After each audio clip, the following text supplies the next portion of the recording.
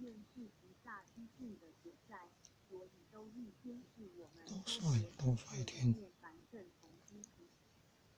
说佛世界就是在欲界28层天，连我们地球一共是3个处所是凡圣同居土。我们是人间，地球上是凡圣同居土，有菩萨。罗汉也住在我们地球上，我们肉眼见不到。欲界第4天是凡圣同居土，所以它有内院、外院。外院是凡夫天，内院是圣人。虽然凡圣同居，兜率天人见不到内院，内院这些诸菩萨们也不跟兜率天人往来，跟我们这一样平行。除这之外，第4禅有五部海天，那是圣人居住的地方，这都是叫凡圣同居土。尤其是等觉菩萨所居住的净土，凡圣同居，他住的是净土，不是秽土。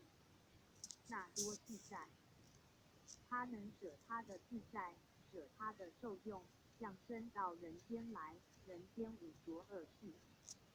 虽然降生在人间王宫里，也是无着恶事。这拿我们凡夫的眼光来说，这牺牲太大，好像住在皇宫里面，现在把你送到监牢狱里去坐监，这牺牲太大。为什么？舍己为人，为了度这些苦难的众生，能舍弃自己受用，享受到人间来。这一点就给我们很大的启示，就是教我们要效法。佛法真正是做得非常彻底，做出来给我们看。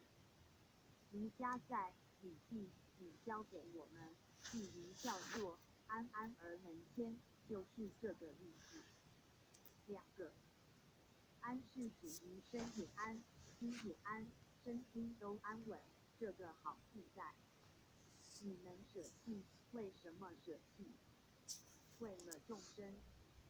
我为了要服务众生，为了要救度一切众生，我把我安适的环境能放弃，能舍掉，